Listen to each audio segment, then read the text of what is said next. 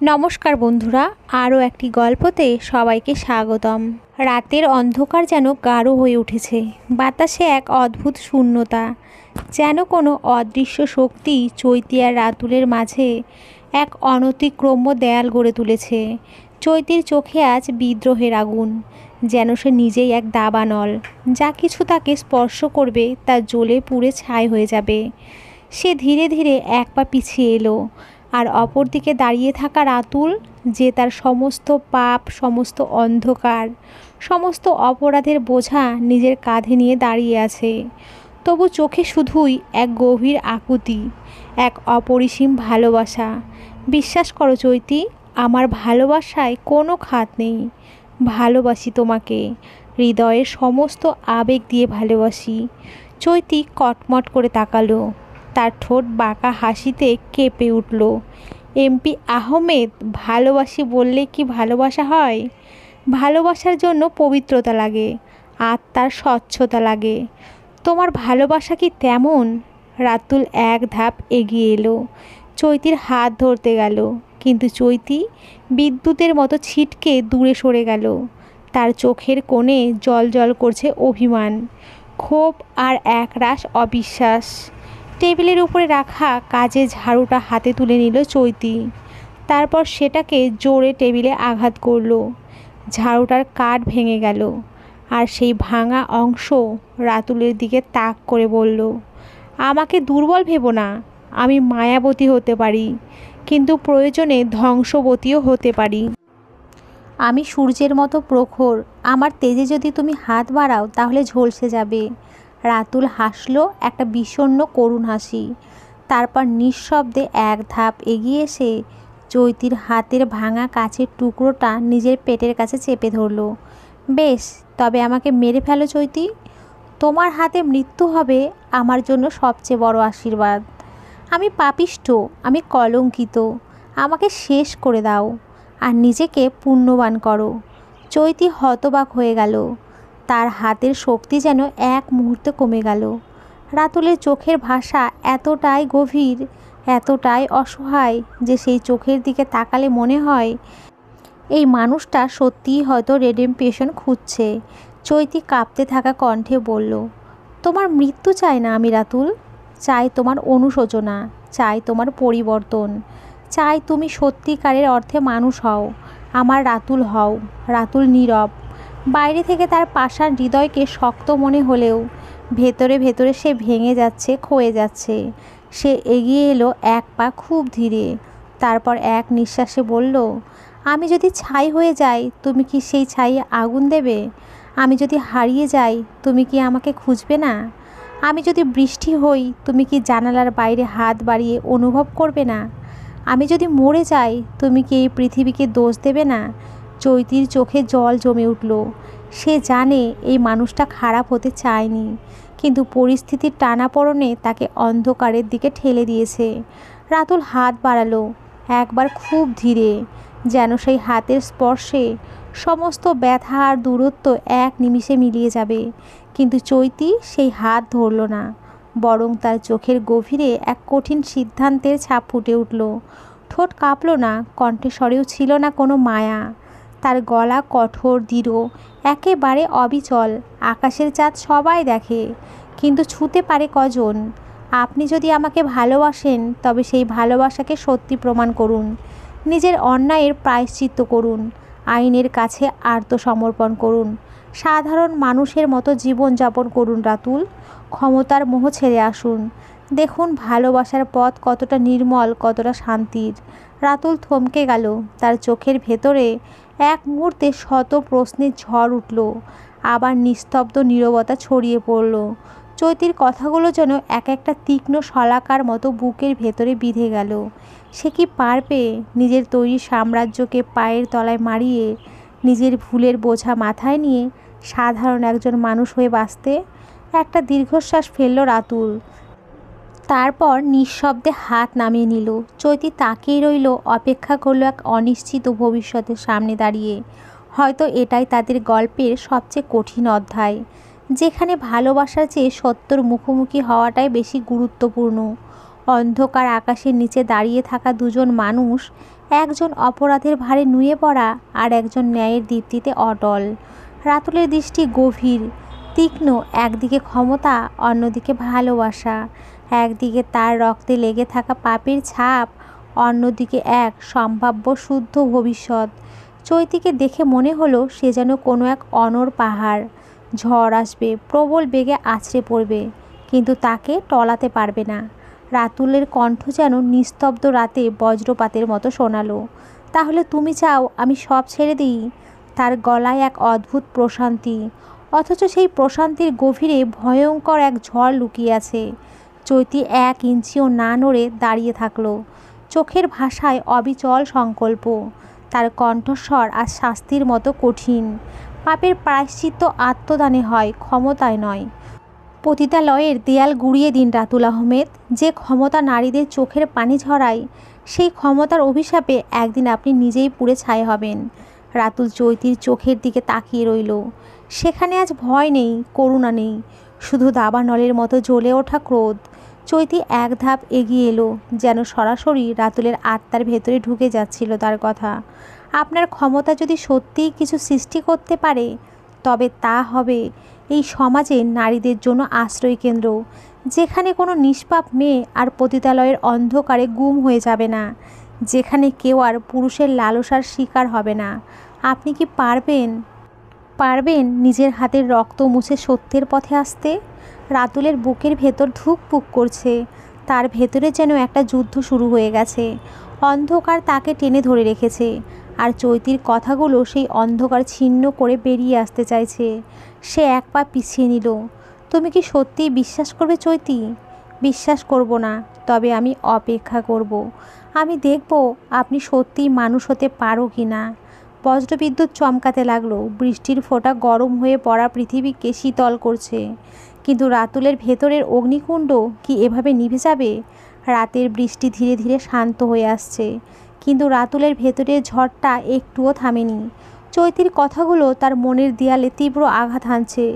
সত্যি কি সে বদলাতে পারবে, নাকি এই ক্ষমতা, এই পাপ, এই দম্ভই তার চিরস্থায়ী পরিচয় হয়ে থাকবে? রাতুল তাকে আর একবার শেষবারের মতো দেখে নিল। সেই দৃষ্টি শীতল, তবু কোথাও যেন একটা নীরব প্রত্যাশা লুকিয়ে আছে। আমি যাচ্ছি, একটা দীর্ঘশ্বাস ফেলল চৈতি। এই রাতে, এই মুহূর্তে সে তার কাছে আর কিছুই চায় না, শুধু সময়ের কাছে ছেড়ে দিতে চায় রাতুলের পরিবর্তনকে। রাতুল চলে যেতে নিলে সে হঠাৎ চৈতি স্বর আরও কঠিন করে বলল, একটা কথা মনে রাখবেন রাতুল আহমেদ, অন্যায় করে যদি নিজেকে অপরাজেয় ভাবেন, তবে আপনি বোকার স্বর্গে বাস করছেন। কিন্তু যদি সত্যিই পরিবর্তন চান, তবে এই সমাজ আপনাকে একদিন ঠিকই গ্রহণ করবে। পাপী হয়ে মরবেন, নাকি একজন নতুন মানুষ হয়ে বাঁচবেন, সেই সিদ্ধান্ত আপনার। রাতুল তার কথার কোনো উত্তর দিল না, শুধু এক দৃষ্টিতে চেয়ে রইল চৈতির দিকে, যেন তার মুখের প্রতিটি শব্দ সে হৃদয়ে গেঁথে রাখছে। চারপাশে বৃষ্টির জল গড়িয়ে পড়ছে, তার শরীরের প্রতিটা রোমকূপ শিহরিত হচ্ছে। আজ প্রথমবার মনে হলো তার চারপাশের ক্ষমতার জালটা কতটা দুর্বল, কতটা ঠুনকো। বৃষ্টি থামেনি, তবে এখন ঝরঝর করে নয়, টুপটাপ টুপটাপ, যেন রাতের নিস্তব্ধতায় প্রকৃতি নিজেই কিছু বলার চেষ্টা করছে। রাতুল হাঁটছে, বৃষ্টিতে ভিজে তার পুরো শরীর জমে গেছে। চশমার কাচের উপরে জমে থাকা পানির ফোঁটা তাকে দেখতে সমস্যা করছে, তবুও সে থামেনি। সে আজ প্রথমবারের মতো নিজেকে চিনতে পারছে না। কখনো কি ভেবেছিল এই শহরের রাজা হয়েও সে একদিন এমনভাবে নিজের অস্তিত্ব নিয়ে প্রশ্ন করবে? পথের পাশে একটা গলির মুখে থামল সে। সেখানে ছেঁড়া পোস্টার লাগানো একটা মেয়ের ছবি, যার চোখের ভাষা শূন্য। নিচে লেখা, হারিয়ে যাওয়া মেয়েটি এখন কোথায়? রাতুলের বুকের ভেতর মোচড় দিয়ে উঠল। সে জানে সেই সব হারিয়ে যাওয়া মেয়েদের কজন কোথায় আছে। সে জানে তার হাতেও এমন কিছু পাপ লেগে আছে, যা ধুয়ে ফেলা সহজ হবে না। সে চোখ বন্ধ করল। আজ চৈতির কথাগুলো তার ভেতরে বয়ে চলা অশান্তির ঢেউকে আরও প্রবল করে তুলেছে। সে সত্যি কি পাপী, নাকি সে পরিস্থিতির শিকার? মোবাইল বেজে উঠল। সে ফোন বের করল। জিলানির নাম ভেসে উঠল স্ক্রিনে। ফোন ধরতেই ওপাশ থেকে উদ্বিগ্ন কণ্ঠস্বর ভেসে এলো, বস আপনি কোথায়? এইভাবে একা বের হয়েছেন কেন?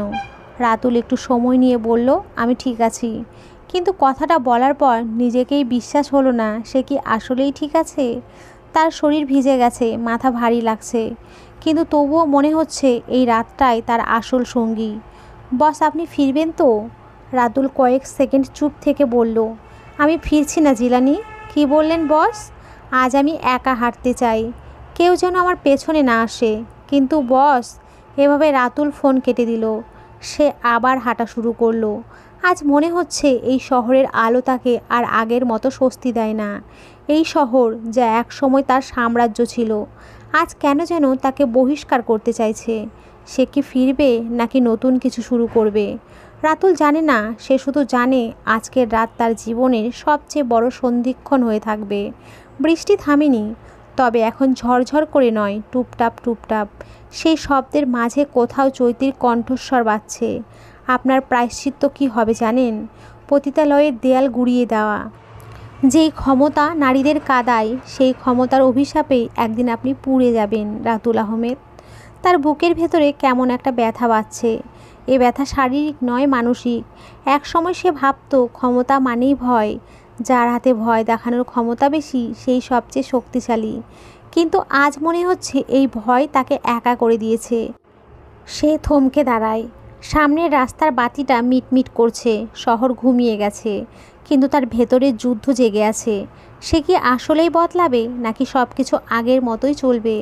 রাতের বৃষ্টি ধীরে ধীরে শান্ত হয়ে আসছে, কিন্তু রাতুলের ভেতরের ঝড় কি থামবে?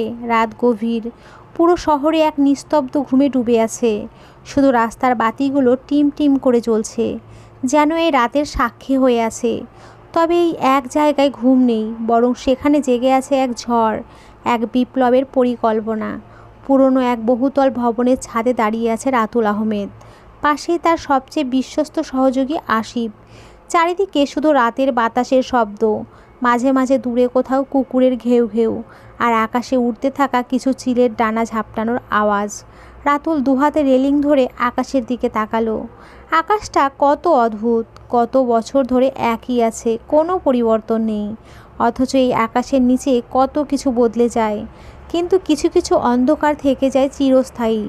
যেমন এই শহরের সেই সব নিষ্পাপ মেয়েদের কান্না, যারা রাতুলের ক্ষমতার রাজত্বে নিঃশব্দে হারিয়ে গেছে। আসিফ গম্ভীর মুখে দাঁড়িয়ে, বস, আপনি কি নিশ্চিত এই সিদ্ধান্তের ফল কিন্তু ভয়ানক হতে পারে? রাতুলের চোখে আজ অন্যরকম এক দৃষ্টি, কঠিন, দৃঢ়, অথচ কোথাও যেন একটা অপরাধ বোধের ছাপ। আমি নিশ্চিত আসিফ, এবার সব শেষ করতে হবে, এবার সত্যিই বদল আনতে হবে।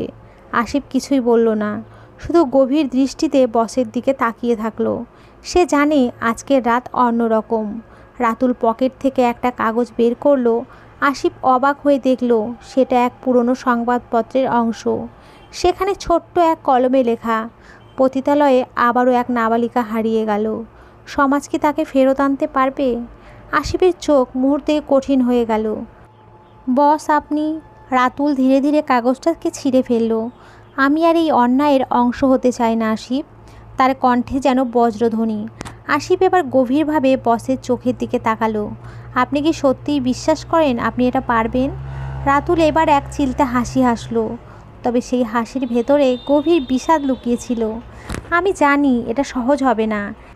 এই শহরের পতিতালয়গুলো কারা চালায় জানো তো? সমাজের উচ্চ স্তরের কিছু নামমাত্র নেতা, বড় ব্যবসায়ী, ক্ষমতাবান ব্যক্তি। তাদের ছায়ায় এসব জায়গা টিকে আছে বছরের পর বছর। কিন্তু এবার তাদের মুখোশ খুলতে হবে। সে এক ধাপ সামনে এগিয়ে গেল, নিচের শহরের দিকে তাকিয়ে থাকলো কিছুক্ষণ। এই শহরের মানুষ জানবে কারা নারীদের কান্না বেচে বিলাসিতা করছে, এবং আমরা এই অভিশপ্ত জায়গাগুলো গুড়িয়ে দেব। আসিফ এবার একটু উদ্বিগ্ন হয়ে উঠল। বস, এরা কিন্তু সাধারণ কেউ না। তারা আপনাকে, রাতুল মাঝপথে থামিয়ে দিল। আমাকে যদি মরতেও হয় আমি রাজি, কিন্তু এই অভিশপ্ত জায়গাগুলোকে আমি থাকতে দেব না। আমি একটা নতুন ইতিহাস লিখতে চাই আসিফ। আসিফ এবার গভীরভাবে বসের চোখের দিকে তাকালো। আপনার পরিকল্পনা কি?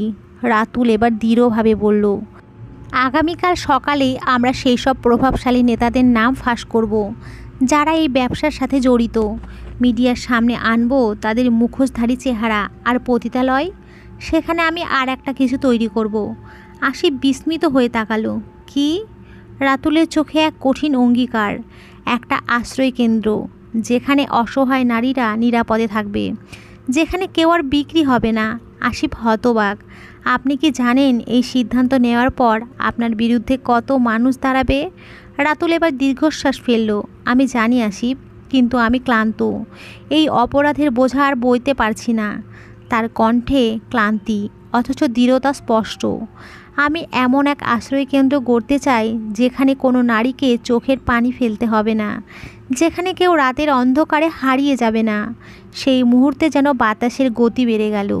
রাতের নীরবতা ভেঙে কোথাও এক কাক ডেকে উঠল, যেন কোনো সতর্ক বার্তা দিচ্ছে। রাতুলের মনে ভেসে উঠল চৈতির কথা। আপনার ক্ষমতা যদি সত্যিই কিছু সৃষ্টি করতে পারে, তবে তা হবে এই সমাজের নারীদের জন্য আশ্রয় কেন্দ্র। সে চোখ বন্ধ করলো। তুমি ঠিক বলেছিলে চৈতি, এবার সত্যিই কিছু বদলাতে হবে। আসিফ এবার আর কোনো কথা বলল না। রাতের বাতাসে যেন এক নতুন যুদ্ধের সুর বাজছে। কাল ভোরেই নতুন এক ইতিহাস লেখা হবে। আজ রাতটা শুধু অপেক্ষার। সকাল হতে না হতেই পুরো শহরে হুলস্থুল বেঁধে গেছে। সংবাদ মাধ্যম, পুলিশ, সাধারণ মানুষ সবাই যেন প্রস্তুত একটা বড় কিছুর জন্য। কিন্তু কেউ জানে না আজকের দিনটা ইতিহাসের পাতায় কিভাবে লেখা হবে। ঢাকার সবচেয়ে পুরনো কুখ্যাত পতিতালয়ের সামনে এসে দাঁড়িয়েছে রাতুল আহমেদ। চোখে মুখে অদ্ভুত শীতলতা। এক হাতে ফোন, অন্য হাতে শক্তভাবে ধরে রাখা একটা কাগজ, যেখানে কিছু নাম লিপিবদ্ধ করা আছে। তার আশেপাশে কিছু তরুণ কর্মী দাঁড়িয়ে, যারা তার নির্দেশের অপেক্ষায়। আসিফ কাছে এসে বলল, বস ভেতর থেকে দরজা বন্ধ করে দিয়েছে, পুলিশও এখনও আসেনি। আমরা কি শুরু করব? রাতুল তাকালো সামনের বিশাল লোহার গেটের দিকে। গেটের ওপাশে ভীত সন্তত্র কিছু মেয়ে মুখ লুকিয়ে আছে। কিছু কৌতূহলী চোখ জানালার ফাঁক দিয়ে বাইরে উকি দিচ্ছে। আমি জানি ওরা ভয় পেয়েছে, রাতুল ধীর কণ্ঠে বলল, কিন্তু ওদের জানতে হবে আজকের দিনটা অন্যরকম। সে সামনে এগিয়ে এসে গর্জে উঠল, গেট খুলুন। এই জায়গাটা আর চলবে না। ভেতর থেকে কারো কণ্ঠ শোনা গেল, আপনি এখানে যা করছেন তার ফল ভালো হবে না মিস্টার রাতুল আহমেদ। রাতুল ঠোঁটের কোণে এক ছিলতে বিদ্রুপের হাসি টেনে বলল, ফল আমি জানি, কিন্তু আজ কোনো আপোষ নেই। গেট খুলুন, না হলে আমি নিজেই ভেঙে ফেলবো। আসিফ পেছন থেকে ইশারা করলো। কয়েকজন কর্মী লোহার গেটের তালায় হাত লাগালো। মুহূর্তেই বিশাল একটা ধাক্কা, ধরাম। প্রথম ধাক্কাতেই তালা নড়তে শুরু করলো। দ্বিতীয় ধাক্কায় ভেতর থেকে আতঙ্কিত কণ্ঠ, থামুন, পুলিশ আসছে। রাতুল নিঃশ্বাস ফেলল, চোখ বন্ধ করলো কয়েক সেকেন্ডের জন্য। সে জানে এটা শুধু একটা দরজা নয়, এটা ভাঙলেই শেষ হয়ে যাবে বছরের পর বছর ধরে চলে আসা নারী পাচারের এক অন্ধকার অধ্যায়। সে আবারও গর্জে উঠল, গেট খোলেনি তো, ধরাম। তৃতীয় ধাক্কায় বিশাল লোহার গেটটা ভেঙে পড়ল। ভেতরের পরিবেশ এক মুহূর্তের জন্য স্তব্ধ হয়ে গেল। ভেতরে দাঁড়িয়ে থাকা মেয়ে আর দালালদের চোখ বিস্ময়ে বড় হয়ে গেল। কিছু মেয়ে ভয় পেয়ে পেছনে সরে গেল, কিছুজন হতবিহ্বল হয়ে দাঁড়িয়ে রইল। রাতুল ধীরে ধীরে ভেতরে প্রবেশ করলো। চারিদিকে তাকিয়ে তার চোখ কঠিন হয়ে গেল। এই দেয়ালগুলোর ভেতরে কত নারী বন্দী হয়েছিল বছরের পর বছর, কত স্বপ্ন এখানে এসে ধ্বংস হয়েছে। একজন মধ্যবয়সী মোটা লোক, যে সম্ভবত এখানকার মালিক, তড়িঘড়ি করে সামনে এলো। মুখে জোর করে হাসির আভাস এনে বলল, আপনি কি করছেন মিস্টার আহমেদ? এটা আইন বিরুদ্ধ। রাতুল সরাসরি তার চোখে তাকালো। আইন? তুমি আইনের কথা বলছো? এই জায়গাটার ভেতরে যেসব অন্যায় চলছে তার জন্য কোনো আইন কি কখনো দাঁড়িয়েছে? লোকটা একটু হক চকিয়ে গেল, তারপর বলল, এখানে যারা আছে তারা স্বেচ্ছায় আসে, আমরা তো কাউকে জোর করে আটকে রাখিনি।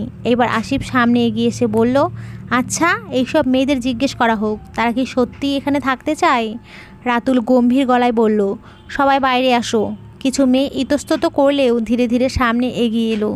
তাদের চোখে মুখে ভয়, অনিশ্চয়তা। একটা ছোট মেয়ে, বয়স হয়তো 16 কি 17, কাঁপা কাঁপা কণ্ঠে বলল, আমরা যেতে চাই, কিন্তু আমাদের কোনো জায়গা নেই। রাতুল এবার পেছনে ফিরে তার কর্মীদের দিকে তাকালো। আজ থেকে এই জায়গার নাম বদলে যাবে। এটা আর কোনো পতিতালয় থাকবে না। এখানে তৈরি হবে নারীদের জন্য একটি নিরাপদ আশ্রয় কেন্দ্র, যেখানে কেউ বাধ্য হয়ে নয়, বরং সম্মানের সাথে মাথা উঁচু করে বাঁচতে পারবে। তার কণ্ঠ বজ্রের মতো গর্জে উঠল, এই জায়গা আজ থেকেই বন্ধ। লোকটা এবার পুরোপুরি হতবিহ্বল। এটা অসম্ভব, আপনি কিছুই করতে পারবেন না। রাতুল এবার কঠিন গলায় বলল, আমি শুধু শুরু করছি, বাকিটা সময় বলবে। ঠিক তখনই পুলিশের সাইরেন বাজতে শুরু করলো। শহর আজ এক নতুন পরিবর্তনের সাক্ষী হতে চলেছে।